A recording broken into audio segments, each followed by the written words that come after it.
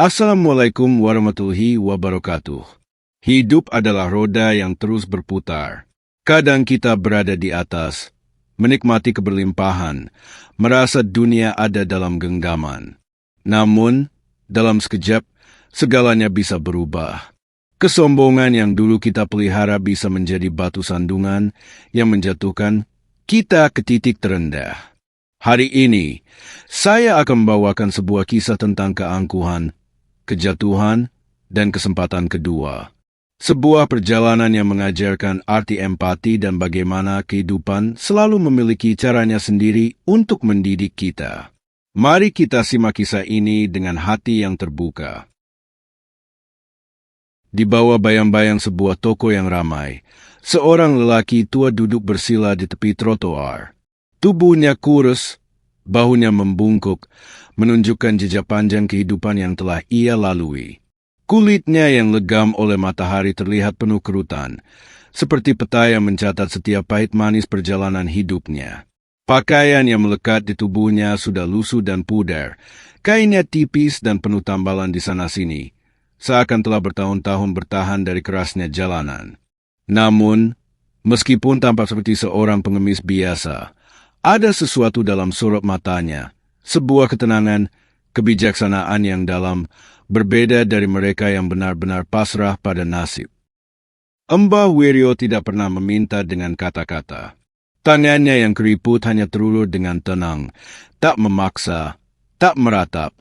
Ia menunggu, bukan sekadar untuk seping uang, tetapi untuk melihat, mengamati, dan merasakan bagaimana dunia memperlakukannya. Lalu lalang orang-orang di hadapannya tampak sibuk dengan urusan masing-masing. Beberapa melirik sekilas tanpa niat untuk berhenti, beberapa bahkan mengernyitkan dahi, merasa risih dengan kehadirannya. Bau makanan dari warung di dekatnya menusuk hidungnya, mengingatkannya bahwa perutnya sudah lama kosong. Namun, ia tetap diam, tetap duduk, seolah waktu tidak berarti baginya. Di tengah hiruk-pikuk kehidupan kota yang bergerak cepat, Mbah Wiryo tetap dalam ketenangannya. Sesekali, seseorang dengan iba menjatuhkan sekeping kon ke dalam kaleng di sampingnya, lalu segera pergi tanpa menoleh lagi. Tapi banyak juga yang hanya melangkah melewatinya, seolah kehadirannya tak lebih dari bayangan di sudut jalan. Ia tidak tersinggung, tidak marah. Ia telah lama memahami bahwa dunia tidak selalu berjalan dengan adil, dan manusia, dalam kesibukan mereka, seringkali lupa untuk melihat lebih dalam. Apa yang tidak diketahui oleh mereka yang melewatinya adalah bahwa pria tua ini bukan sekadar pengemis. Di balik pakaiannya yang lusuh dan tubuhnya yang ringkih, tersembunyi sebuah kisah yang belum terungkap. Sebuah kenyataan yang kelak akan mengguncang seseorang yang tak menyadari bahwa hidup bisa berputar dalam sekejap. Dari arah lain trotoar, langkah seorang pria muda terdengar mantap dan penuh percaya diri. Bagas Setiawan, seorang eksekutif muda yang sedang menikmati puncak kejayaannya, berjalan dengan kepala tegak. Setelan kasualnya tampak rapi, kemeja putih bersih tanpa celah, celana jeans mahal yang pas di tubuhnya, serta separuh kulit yang setiap langkahnya memantulkan sinar matahari. Jam tangan mewah melingkar di pergelangan tangannya, menandakan keberhasilannya di usia muda. Ia adalah simbol kesuksesan, atau setidaknya itulah yang ia yakini. Saat matanya menangkap sosok Mbah Wiryo yang duduk diam di depan toko, sorot wajahnya seketika berubah. Kedua alisnya mengernyit, bibirnya terangkat dalam seringai sinis. Ia melambatkan langkah, berdiri tegak di depan pria tua yang tampak lusuh itu. Ada rasa jijik dan meremehkan dalam tatapannya. Baginya, orang seperti Mbah Wiryo adalah lambang dari kegagalan, seorang yang tidak berusaha cukup keras, seseorang yang memilih meminta daripada bekerja. Bagas mendengus kecil, lalu dengan suara yang cukup keras untuk didengar orang-orang di sekitarnya, ia berkata dengan nada penuh ejekan, "Kenapa kau masih duduk di sini, Mbah? Bukannya lebih baik cari kerja daripada mengandalkan belas kasihan orang lain? Hidup itu keras, tapi kalau kau hanya duduk dan menunggu, sampai kapanpun kau akan tetap miskin." Beberapa pejalan kaki melirik ke arah mereka. Sebagian setuju, sebagian lainnya memilih untuk tidak terlibat. Namun, Mbah Wiryo tidak bereaksi seperti yang diharapkan Bagas. Tidak ada kemarahan, tidak ada rasa tersinggung. Lelaki tua itu hanya menatap Bagas dengan mata tenang, seolah memahami sesuatu yang pria muda itu belum sadari. Bagas merasa semakin terganggu. Baginya, pengemis yang tidak menunjukkan rasa malu atas kondisinya adalah orang yang tak tahu diri. Dengan helaan napas penuh keangkuhan, ia menggeleng pelan sebelum melanjutkan langkahnya, meninggalkan pria tua itu begitu saja. Dalam pikirannya, kehidupan adalah soal kerja keras, dan mereka yang gagal, seperti Mbah Wiryo, hanyalah mereka yang tidak cukup berusaha. Apa yang tidak ia sadari adalah bahwa roda kehidupan terus berputar. Hari ini ia yang memandang rendah orang lain. Besok, bisa jadi ia yang akan duduk di tempat yang sama, dengan tangan terulur, menunggu belas kasihan dari mereka yang dulu ia anggap tak berarti. Mbah Wiryo hanya tersenyum tipis, tanpa membalas hinaan Bagas, seakan tahu sesuatu yang tidak diketahui oleh pria muda itu. Di bawah terik matahari yang semakin tinggi, Mbah Wiryo tetap duduk tenang. Ia tidak menunjukkan kemarahan, tidak juga tersinggung oleh kata-kata Bagas yang tajam. Bibirnya melengkung dalam senyum tipis, samar, nyaris tak terlihat. Senyum yang bukan sekadar respons biasa, melainkan senyum seseorang yang telah melihat lebih banyak dalam hidup dibandingkan pria muda yang berdiri angkuh di depannya. Tatapan matanya teduh, penuh pemahaman, seolah Bagas hanyalah seorang anak kecil yang baru belajar tentang kerasnya dunia. Ia tidak membela diri, tidak menjelaskan siapa dirinya yang sebenarnya, dan tidak berusaha mengubah pandangan Bagas terhadapnya. Baginya, kata-kata tidak akan pernah cukup untuk mengajarkan seseorang tentang kehidupan. Hanya waktu dan pengalaman yang mampu melakukannya. Bagas, yang terbiasa dengan konfrontasi atau pembelaan diri dari orang-orang yang ia hina, merasa aneh dengan reaksi kakek itu. Tidak ada amarah, tidak ada pembelaan, hanya keheningan yang terasa lebih menusuk dibandingkan 1000 kata. Sejenak, ada sesuatu yang membuat Bagas tidak nyaman. Senyum itu, tatapan itu, mengapa ia merasa seakan kakek ini menyimpan rahasia besar? Namun, egonya menepis perasaan itu. Baginya, seorang pengemis tetaplah pengemis. Tak peduli bagaimana caranya mereka tersenyum atau bagaimana cara mereka memandang dunia. Tanpa berkata apa-apa lagi, Bagas mengembuskan napas panjang, lalu melangkah pergi. Ia tidak tahu bahwa senyum tipis itu bukanlah senyum kepasrahan, melainkan sebuah isyarat bahwa suatu hari nanti, ia akan memahami sesuatu yang kini tak pernah terlintas dalam pikirannya. Dan ketika hari itu tiba, barulah ia akan menyadari bahwa senyum Mbah Wiryo bukanlah sekadar senyuman biasa, melainkan senyum seseorang yang sudah melihat kehidupan dari atas dan bawah, seseorang yang tahu betul bahwa hidup selalu punya cara untuk mengajarkan kita tentang arti kesombongan dan empati. Keesokan harinya, Bagas tiba-tiba dipecat dari pekerjaannya tanpa alasan yang jelas. Kebanggaan dan kepercayaan dirinya runtuh dalam sekejap. Pagi itu, seperti biasa, Bagas melangkah masuk ke gedung perkantoran tempat ia bekerja dengan penuh percaya diri. Setelan kemeja putihnya rapi, sepatunya mengilap, dan langkahnya tegap seperti seseorang yang merasa dunia ada dalam genggamannya. Namun, sesuatu terasa berbeda. Tatapan rekan-rekannya tidak lagi sama. Beberapa terlihat menghindari kontak mata, sementara yang lain berbisik pelan di sudut ruangan. Bagas mengabaikannya, mengira itu hanya hal sepele, hingga akhirnya ia dipanggil ke ruangan atasannya. Di dalam ruangan yang selama ini menjadi tempat ia menerima pujian dan penghargaan, kali ini suasana terasa mencekam. Manajernya duduk dengan ekspresi serius, selembar surat tergeletak di atas meja. Tanpa basa-basi, surat itu disodorkan ke hadapan Bagas. Mulai hari ini, kontrak kerjamu dihentikan. Dunia Bagas akan berhenti berputar. Matanya menelusuri setiap baris kata dalam surat itu, mencari alasan, mencari kesalahan. Namun, Tidak ada penjelasan yang memuaskan. Tidak ada angka-angka merah dalam laporan kerjanya. Tidak ada kesalahan fatal yang ia buat. Ia mencoba membela diri, bertanya mengapa, meminta jawaban yang masuk akal. Namun, jawaban yang ia terima hanya dingin dan tegas. Keputusan perusahaan tidak bisa diganggu-gugat. Jantungnya berdetak kencang, kepalanya terasa panas.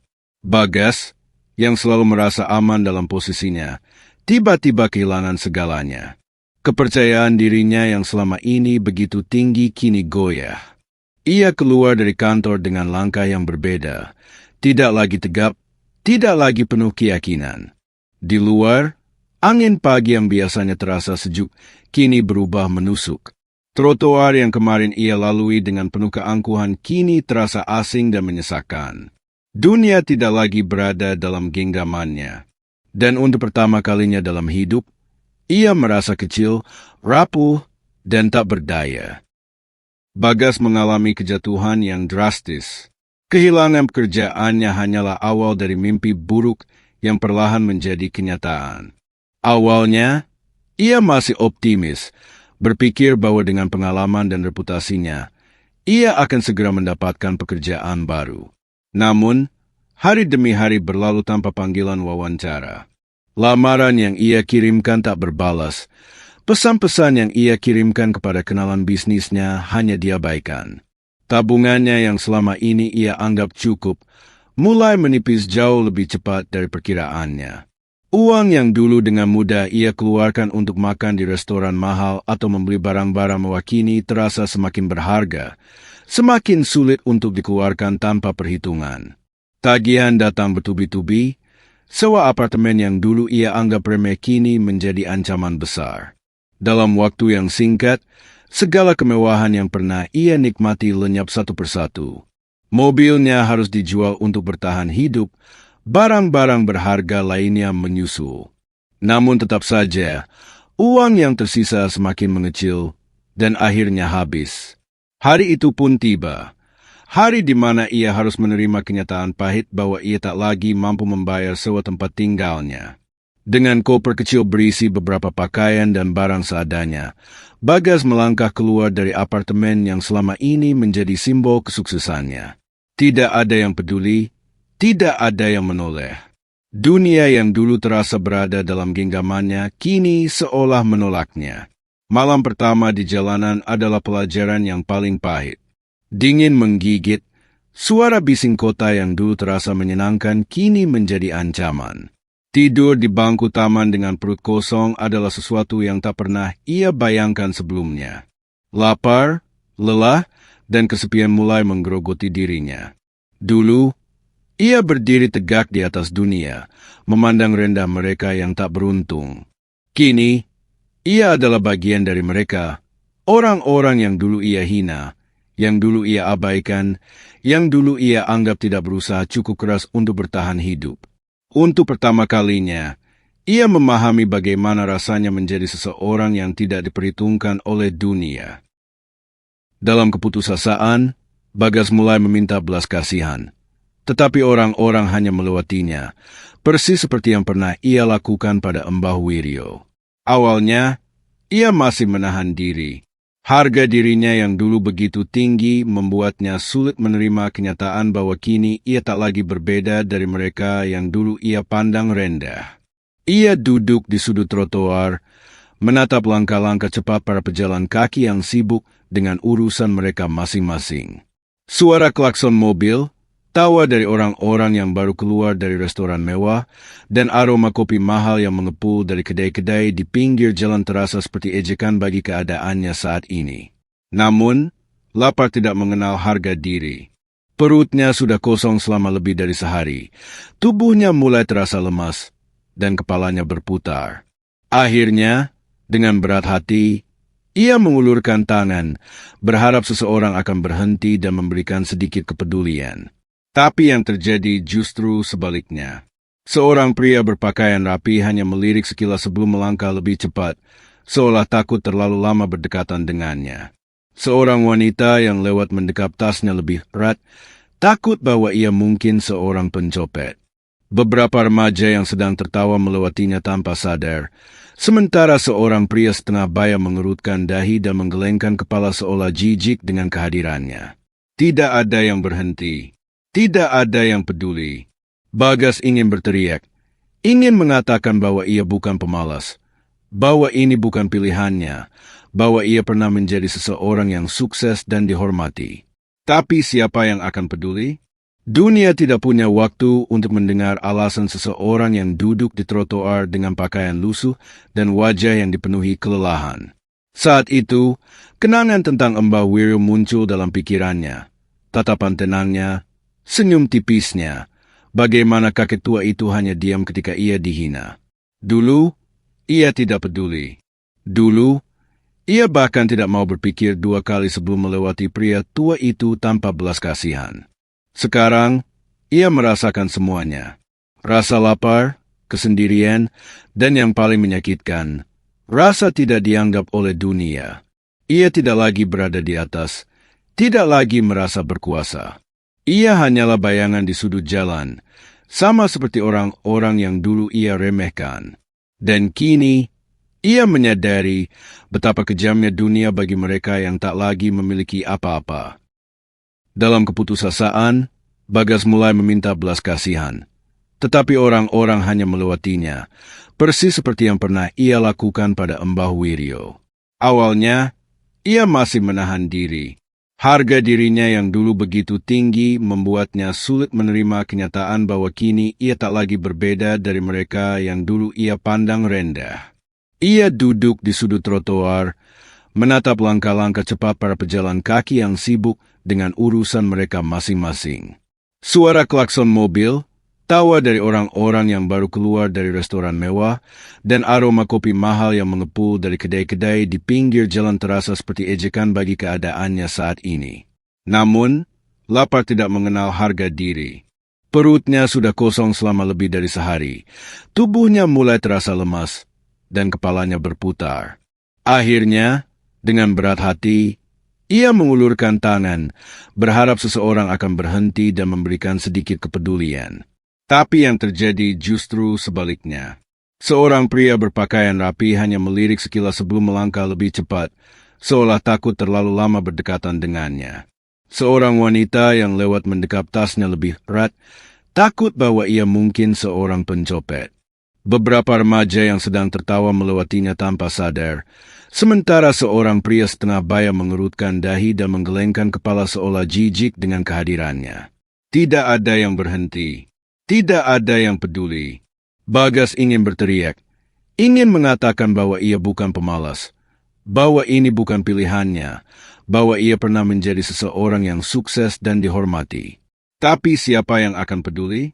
Dunia tidak punya waktu untuk mendengar alasan seseorang yang duduk di trotoar dengan pakaian lusuh dan wajah yang dipenuhi kelelahan. Saat itu, kenangan tentang Mbah Wiryo muncul dalam pikirannya. Tatapan tenangnya, senyum tipisnya, bagaimana kakek tua itu hanya diam ketika ia dihina. Dulu, ia tidak peduli. Dulu, ia bahkan tidak mau berpikir dua kali sebelum melewati pria tua itu tanpa belas kasihan. Sekarang, ia merasakan semuanya. Rasa lapar, kesendirian, dan yang paling menyakitkan, rasa tidak dianggap oleh dunia. Ia tidak lagi berada di atas, tidak lagi merasa berkuasa. Ia hanyalah bayangan di sudut jalan, sama seperti orang-orang yang dulu ia remehkan. Dan kini, ia menyadari betapa kejamnya dunia bagi mereka yang tak lagi memiliki apa-apa. Bagas masih terdiam, menundukkan kepalanya dalam rasa malu dan kehancuran. Ia tidak berani menatap mata Mbah Wiryo, pria tua yang pernah ia hina tanpa pikir panjang. Namun, yang terjadi berikutnya justru membuatnya semakin terkejut.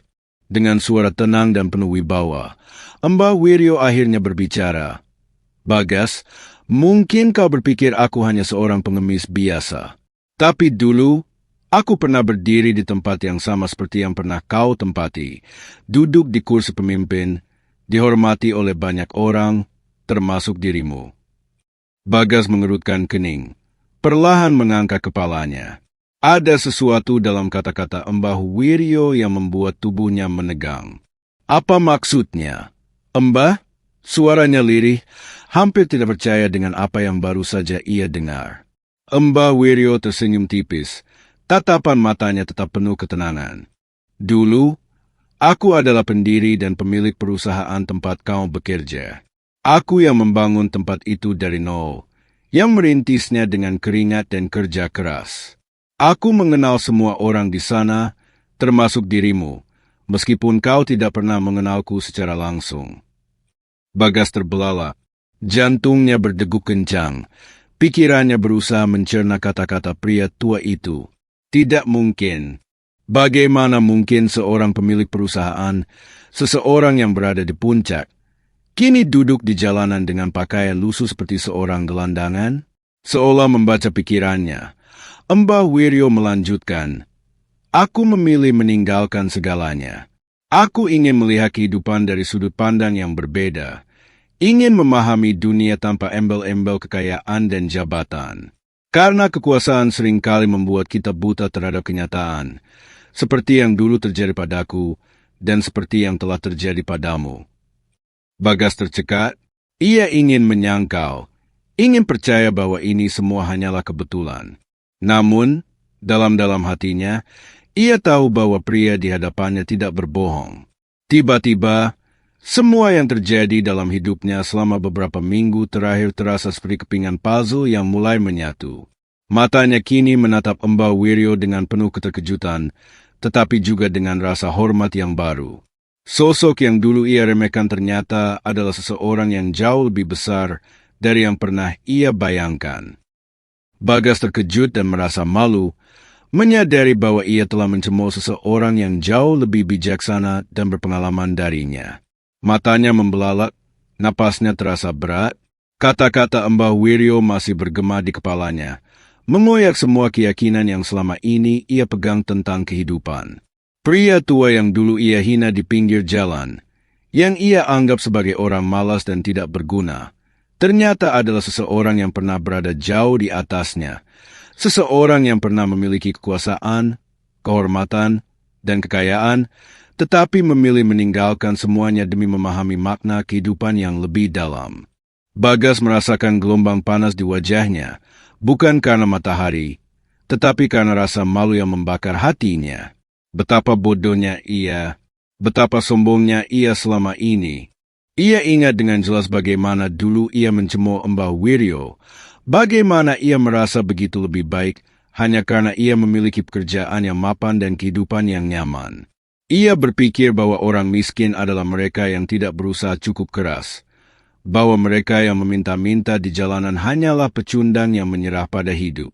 Dan kini, ia sendiri duduk di tempat yang sama.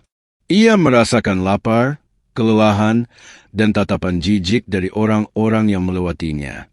Ia merasakan bagaimana rasanya menjadi seseorang yang diabaikan, seseorang yang dianggap tidak layak untuk diperhatikan. Lututnya terasa lemas, pikirannya kacau. Ia ingin meminta maaf, ingin mengatakan sesuatu kepada Mbah Wiryo, tetapi lidahnya keluh. Apa yang bisa ia katakan? Tidak ada kata-kata yang cukup untuk menghapus kesalahannya. Tidak ada alasan yang bisa membenarkan kesombongan dan kebutaannya selama ini. Mbah Wiryo hanya tersenyum, seperti memahami isi hati Bagas. Tidak ada kemarahan, tidak ada dendam. Hanya ketenangan seorang pria yang sudah lama tahu bahwa kehidupan selalu punya cara untuk mengajarkan pelajaran kepada mereka yang terlalu angkuh untuk mendengar. Bagas menundukkan kepalanya dalam-dalam. Untuk pertama kalinya dalam hidupnya, ia benar-benar merasakan arti kerendahan hati. Mbah Wiryo menatap Bagas dengan penuh ketenangan, seakan sedang menimbang sesuatu. Bagas masih tertunduk, hatinya dipenuhi rasa malu dan penyesalan yang mendalam. Namun, di tengah keterpurukan itu, ada satu hal yang tumbuh perlahan di dalam dirinya, sebuah kesadaran bahwa ia harus berubah. Setelah beberapa saat hening, Mbah Wiryo menghela napas pelan dan berkata, "Kau telah merasakan sendiri bagaimana rasanya berada di bawah, Bagas. Hidup tidak selalu tentang berada di atas, karena roda selalu berputar. Tapi sekarang, aku ingin memberimu kesempatan kedua. Bagas mendongak perlahan, matanya penuh kekejutan dan harapan. Kesempatan kedua, suaranya bergetar, tak yakin apakah ia layak mendapatkannya. Mbah Wiryo mengangguk. Aku bisa membantumu bangkit kembali, tapi tidak dengan cara yang mudah.